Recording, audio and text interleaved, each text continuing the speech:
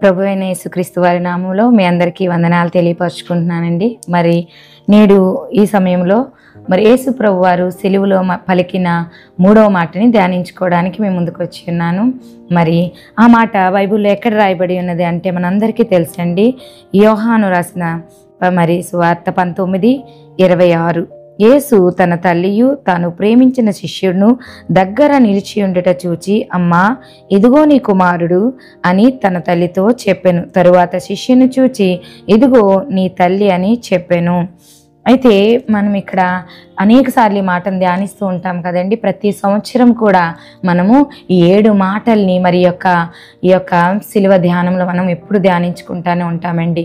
అయితే ఈ యొక్క 3వ మాటకు వచ్చేటప్పటికి యేసు ప్రభు వారు తను ప్రతి మాటని కూడా ఆఖరి పరిస్థితుల్లో తన తండ్రి చిత్తాన్ని నెరవేరుస్తూ, పరలోకమందున తన తండ్రి చిత్తాన్ని నెరవేరుస్తూ ఆయన ప్రతి మాటని పలికిన 7 మాటల్ని కూడా మనం ఎంతో విలువైనవిగా మనము ఎంతో ధ్యానిస్తూ ఉంటాం.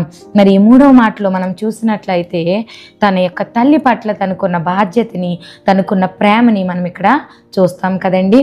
అలానే మనం కూడా చాలాసార్లు మనము చాలామందిని ప్రేమిస్తూ ఉంటాం, కానీ ఆ వ్యక్తి పట్ల మనం బాధ్యత కలిగి ఉండము. అదే రీతిలో దేవుడు తల్లిదండ్రుల విషయంలో అనేక వచనాలు బైబిల్లో చెప్పబడి ఉన్నాయి. 10 ఆజ్ఞల్లో ఒక ఆజ్ఞగా కూడా దేవుడు ముందుగానే ఆయన రాసి ఉంచారు కదండి, తల్లిదండ్రుల్ని సన్మానించమని చెప్పాడు. మనం చాలాసార్లు ఈ మాట సండే స్కూల్లో ఉన్న వయసు నుంచి కూడా మనం వింటానే ఉంటాము. కానీ మన పరిస్థితులు బాగాలేనప్పుడు, మన యొక్క పరిస్థితులు అనుకూలంగా లేనప్పుడు తల్లిదండ్రుల యొక్క బాధ్యతను మనము చాలామంది మర్చిపోతూ ఉంటాం. చాలామంది సన్మానించడం అంటే ఏమని అనుకుంటారంటే, ఇప్పుడు రిటైర్మెంట్ టైంలోని లేదా గొప్ప గొప్ప పనులు చేసేటప్పుడు ఏదైనా ఓపెనింగ్ ఫంక్షన్స్లో చూస్తాం కదండి. సన్మానించడం అంటే ఏంటంటే ఒక సాలువు కప్పడము, ఒక బొకే ఇవ్వడము, ఒక దండ వేయడము, వారిని సన్మానించడం కింద చూస్తాం. నిజమేనండి, అది కూడా ఒక విధమైన సన్మానమే. కానీ ఇక్కడ దేవుని దృష్టిలో తల్లిదండ్రులను సన్మానించడం అంటే ఏమిటంటే వారిని మనము విలువగా చూడడము. అంతేకాదు, వాళ్ళు మనం ఈ భూమి మీదకి రావడానికి ఒక కారణమైన వారు కదండి. అంతేకాదు, దేవుడు ఈ భూమి మీదకి వారి ద్వారా మనల్ని పంపించి ఉన్నాడు. మనకి ఫస్ట్ దేవుణ్ణి ప్రేమించాలి, దాని తర్వాత విలువైన వారు ఈ భూమి మీద ఎవరైనా ఉన్నారు అంటే మనకి రెండవదిగా దేవుని తర్వాత మనకి తల్లిదండ్రులే కదండి.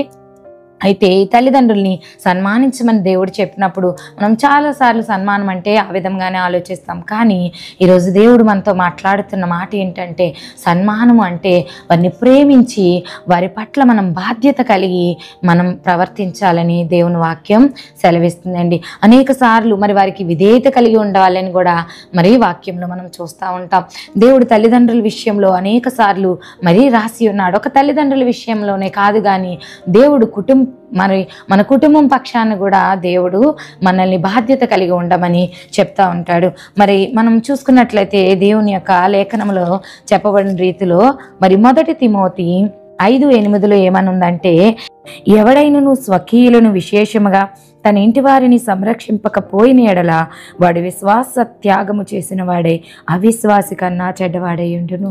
చూసారండి, దేవునికి అవిశ్వాసులంటే నచ్చరు కదండి. దేవుని పక్షాన్ని మనం దేవుడి పట్ల విశ్వాసం కలిగి ఉండాలి. కానీ ఇక్కడ కుటుంబ బాధ్యతలు ఏ వ్యక్తి అయితే నెరవేర్చారో ఆ వ్యక్తి అవిశ్వాసి కన్నా చెడ్డవాడిగా దేవుని దృష్టిలో మనం కనబడతామంట. దేవుడు కుటుంబం పక్షాన్ని అలా ఉండమంటే ఇంకా తల్లిదండ్రుల పక్షాన మనం ఇంకెంత ఉండాలి కదండి. మనకి పుట్టిన పిల్లలు కానీ, తల్లిదండ్రులు కానీ, అన్నదమ్ములు, అక్క చెల్లెలు, వీరందరూ కూడా దేవుడు మనకిచ్చిన కుటుంబం అంటే ఎవరండి? వీరందరూ కదా. అయితే ఇక్కడ ఈ కుటుంబం పక్షాన మనం బైబిల్లో గమనించినట్లయితే కుటుంబం పక్షాన తన పరిస్థితులు తనకి అనుకూలంగా లేనప్పటికీ కూడా కుటుంబం పక్షాన్ని నిలబడిన వ్యక్తులను అనేక మందిని చూస్తాం. వారిలో ఒకరిని మీ ముందు ఉంచాలని ఈరోజు నేను ఆశపడుతున్నాను. ఆ వ్యక్తి ఎవరంటే మనందరికీ తెలిసినటువంటి యోసేపు. ఆదికాండము 46వ అధ్యాయంలో ఏమనుందంటే, 46వ అధ్యాయము మరి 31 నుంచి 34 వరకు ఈ విధముగా వ్రాయబడి ఉన్నాయి. యోసేపు తన సహోదరులను తన తండ్రి కుటుంబ వారిని చూచి, నేను వెళ్ళి ఇది ఫరోకు తెలియచేసి కనాను దేశంలో ఉండిన నా సహోదరులను నా తండ్రి కుటుంబపు వారును నా యొద్దకు వచ్చిరి. ఆ మనుష్యులు పశువులు గలవారు, వారి గొర్రెల కాపర్లు, వారు తమ గొర్రెలను పశువులను తమకు కలిగినదంతయు తీసుకొని వచ్చిరి అని అతనితో చెప్పెదనను. గొర్రెల కాపరి అయిన ప్రతివాడు ఐగుప్తీయులకు హేయుడు గనక ఫరో మిమ్మల్ని పిలిపించి మీ వృత్తి ఏమిటని అడిగిన ఎడల మీరు గోషేను దేశమందు కాపురముండినట్లు మా చిన్నతనము నుండి ఇదివరకు నీ దాసులమైన మేము మా పూర్వీకులను పశువులు గలవారమై ఉన్నామని ఉత్తరమీయుడని చెప్పాను. చూసారండి, ఇక్కడ దేవుడు ఏమని చెప్తున్నాడు అంటే, మరి యోసేపు యొక్క జీవితాన్ని మనం చూస్తే యోసేపు తన అన్నదమ్ములతో చాలా చక్కగా కలిసిమెలిసి ఉన్న వ్యక్తి కాదు కదండి. తనకి ఒక కళ వచ్చిందని చెప్పిన మాటకి వారు ఎంతో అసూయ కలిగి తన మరి యోసేపు పట్ల వారు ఎంతో మరి క్రూరంగా కఠినంగా ప్రవర్తించినట్లుగా మనము చూస్తాం కదండి. అలాంటి యొక్క స్థితిలోని యోసేపు మరి అంతేకాదు ఆ యొక్క ఇతర దేశానికి ఆయన నమ్మివేయడం కూడా జరిగింది. తన కళ్ళు ముందు ఇవన్నీ జరిగినాయి. తన అన్నదమ్ముల యొక్క హృదయ ఆలోచనలు ఏమిటి, తన అన్నదమ్ముల యొక్క మరి ఏ విధంగా వారు ఆలోచిస్తారు అవన్నీ కూడా యోసేపుకి తెలిసినప్పటికీ కూడా ఆయన ఏదైనా కష్టం కలిగినప్పుడు అన్నదమ్ములకి మరి ఆహారం లేని మరి కరువు వచ్చినప్పుడు ఆ దేశంలో మరి అన్నదమ్ములు తన తండ్రి అందరూ వెళ్ళినప్పుడు మరి ఎంతగానో వారిని ఆదరించినట్లుగా మనం చూస్తాం కదండి. ఈరోజు మరి ప్రతికూల పరిస్థితులు మన కుటుంబాల్లో కూడా ఏర్పడుతూ ఉంటాయి. అన్నదమ్ముల మధ్యన, అక్క చెల్లెల మధ్యన, లేదా తండ్రి పిల్లలు తల్లి పిల్లల మధ్యన జరుగుతూ ఉంటాయి. కానీ ఎలాంటి మరి అనుకూల పరిస్థితులు లేనప్పటికీ, ప్రతికూల పరిస్థితులు గుండా మనం వెళ్ళినప్పటికీ మరి మన కుటుంబ సభ్యుల్లో ఎవరికైనా కూడా అండి ఏదైనా కష్టం కలిగినట్లయితే వెంటనే మొట్టమొదటగా వారి పట్ల మరి నీ హృదయం తెరవబడి ఉండాలి. అలా వారి పట్ల మరి ఏ వ్యక్తికైతే నీ కుటుంబ సభ్యుల్లో నీకు తెలిసిన వ్యక్తికి ఏదైనా కష్టం కలిగినప్పుడు, నష్టం కలిగినప్పుడు వారిని ఆదరించే వ్యక్తిగా, వారికి సహాయం చేసే వ్యక్తిగా మరి నువ్వు నేను ముందుగానే మరి ఆ కుటుంబం పక్షాన్ని నిలబడే వారిగా ఉండాలని చెప్పి దేవుని వాక్యం సెలవిస్తుంది కదండి. మరి ఎంతమంది అలా ఉంటున్నామో నాకైతే తెలియదు, కానీ ఈరోజు దేవుడు నీతోనే మాట్లాడుతున్నాడు. మనము చాలాసార్లు ఏదైనా చిన్న చిన్న గొడవలకు కూడా మరి మన కుటుంబ సభ్యులు మనము క్షమించడానికి సిద్ధంగా ఉండం కదండి. మనం అసలు క్షమించాలని ఆశ మనకి కలగదు, కానీ వారిని క్షమించలేకుండా వారి పట్ల కోపాన్ని మనం క్యారీ చేస్తూ ఉంటాం. కానీ యేసు ప్రభువు వారు నీ హృదయంలో ఉన్నట్లయితే నువ్వు నేను ఆలోచించాల్సిన ఆలోచన, ఏ వ్యక్తికైనా కష్టం, నీ కుటుంబ సభ్యుల్లో ఎవరికైనా కష్టం నష్టం వచ్చినప్పుడు మరి అంటున్నాడు కదండి, కుటుంబ బాధ్యతలు లేనటువంటి వ్యక్తులుగా మనం ఉంటే మరి అవిశ్వాసి కన్నా చెడ్డవారి మన దేవుడు వాక్యం పోలుస్తుంది మనల్ని. నిజంగానే కుటుంబ బాధ్యతల విషయంలో నీవు నేను ఎలా ఉన్నామో మనకైతే తెలియదు, కానీ మరి నాకైతే తెలియదు, కానీ నీవు నేను కూడా మరి కుటుంబ బాధ్యతల మరి పట్ల మరి ఒక బాధ్యత కలిగి, కుటుంబ సభ్యుల పక్షాన ఒక బాధ్యత కలిగి జీవించాలని దేవుడు వాక్యం సెలవిస్తుంది. ఇక్కడ మరి యోసేపు జీవితాన్ని మనం చూసాం కదండి. యోసేపు జీవితం ఏ విధంగా అయితే మరి ఈ కుటుంబ సభ్యుల పక్షాన నిజంగా తన పరిస్థితిని చూస్తే వారు వచ్చినప్పుడు మరి తన అన్నదమ్ములు ఇదిగో మా దగ్గర ఆహార ధాన్యము కరువైపోయిందని చెప్పి తను వచ్చినప్పుడు తన పిల్లలకు మరి వారి అన్నదమ్ముల పిల్లలు, వారి యొక్క భార్యలు మరి వారందరికీ కూడా ఆహారం లేదని తెలిసినప్పుడు నిజముగా నాకు వీరు చేసిన ఈ యొక్క మరి ఆ సమయంలో నన్ను కష్టపెట్టిన కష్టాన్ని బట్టి నేను వీరికి మరి ఇప్పుడు వీరికి తగిన గుణపాఠం చెప్తానని అయితే యోసేపు హృదయంలో ఆలోచించలేదండి. దేవుని వాక్యం సెలవిస్తుంది, యోసేపు వారిని చూసినప్పుడు మరి ఎంతగానో సంతోషించాడు.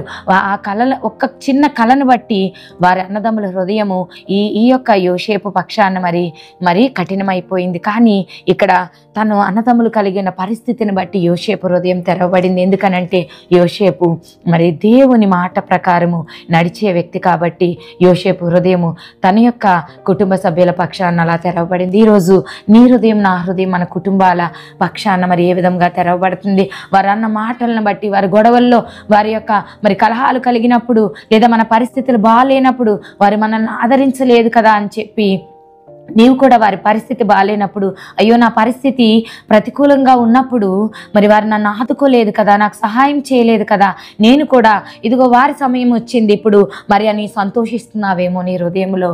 మరి దేవుని వాక్యము మనతోనే మాట్లాడుతుంది. మరి సరి చేసుకుందామండి. మన కుటుంబ సభ్యులు వారు ఎలాంటి స్థితిలోని నిన్ను వదిలేసినప్పటికీ కూడా నీవు వారికి కష్టం కలిగిందన్నప్పుడు మరి వారి పక్షాన నిలబడే వ్యక్తిలో మొదటిగా నీవు నీ హృదయం తెరవబడాలని దేవుడు ఆశపడుతున్నాడు. ఇక్కడ యోషేపు హృదయము మొట్టమొదటిగా దేవుడు మరి కుటుంబ సభ్యుల పక్షాన్ని తెరిచాడు కదండి. మరి అదే రీతిలో ఇక్కడ మనం గమనించినట్లయితే దేవుడు కూడా తను ప్రతికూల పరిస్థితులు గుండా వెళ్తున్నాడు. తన తండ్రి చిత్తం నెరవేర్చడానికి భూమి మీదకి వచ్చాడు.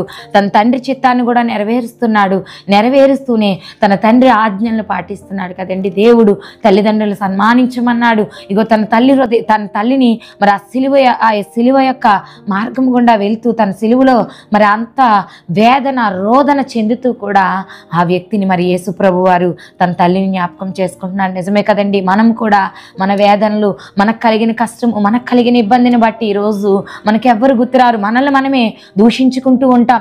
ఎందుకు నా బ్రతుకు ఇలాగైపోయింది, ఇన్ని కష్టాల్లో నేను ఇంకొకరికి పెట్టడం అవసరమా, ఇదిగో నన్ను మరి పెంచిన తల్లిదండ్రుల్ని చూడడం అవసరమా, నాకున్న కష్టాలు, నాకున్న బాధ్యతలు, ఇదిగో నాకున్న సమయమే సరిపోవట్లేదు, నా కుటుంబాన్ని నేనే చూసుకోలేకపోతున్నాను, ఇగో నేను కనిన బిడ్డలకి మరి సమయం ఇవ్వడానికి నా దగ్గర సమయం లేదు, నన్ను కన్న తల్లిదండ్రులు వారిని చూడడానికి ఇంకొకరు ఉన్నారులే, ఇంకొక అక్క చెల్లెలు ఉంది, ఇంకొక అన్నదమ్ముడు ఉన్నాడని నువ్వు బహుశా మరి నిర్లక్ష్యం చేస్తున్నావేమో. ఈరోజు దేవుడు నీతోనే మాట్లాడుతున్న విషయం ఏమిటి అంటే నీ తల్లిదండ్రుల యొక్క బాధ్యత నీ మీద ఉండొచ్చు. ఇంకొక అక్క చెల్లెలు, ఇంకొక అన్నదమ్ములు, మరి దేవుడు పెట్టిన బిడ్డలందరూ కూడా మరి దేవుని వాక్యానుసారముగా తల్లిదండ్రుల పట్ల అన్న బాధ్యత వహించాలి అని దేవుని వాక్యం సెలవిస్తుంది. ఇక్కడ యేసు ప్రభు వారు తన కలిగిన ప్రేమను బట్టి మరి తన తల్లి యొక్క బాధ్యతని ఇంకా తాను మరి తండ్రి చిత్తం నెరవేర్చి మరణము గుండా ఆయన వెళ్ళవలసి ఉన్నది. అంతేకాదు తిరిగి ఆయన లేస్తాడని ఆయనకు తెలుసు. కానీ ఆ తర్వాత కూడా ఆయన పునరుద్ధానుడై పరలోకం వెళ్ళిపోవాలి కాబట్టి తన యొక్క తల్లి బాధ్యతని అక్కడే దగ్గరలో ఉన్న శిష్యుని పిలిచి మరి ఇదిగో నీ తల్లి అని తనకు అప్పచెప్పడం, అమ్మా ఇదిగో నీ కుమారుడు అని చెప్పి తనకు ఒక కుమారుణ్ణి అందించాడు. తన లేని లోటుని మరి తన యొక్క సిలువ యొక్క మరి ప్రయాణంలో కూడా తన తల్లిని జ్ఞాపకం చేసుకుని తన లేని లోటుని ఇంకొక కుమారుడు ద్వారా మరి తనకి అప్పగింపడం జరుగుతుంది. ఒకవేళ నీవు కూడా మరి మనం తల్లిదండ్రులకి ఉద్యోగం రీత్యా దూరంగా వెళ్ళిపోతూ ఉంటాం కదండి. ఈ స్టేట్లో ఉండకపోవచ్చు, ఈ కంట్రీలో ఉండకపోవచ్చు.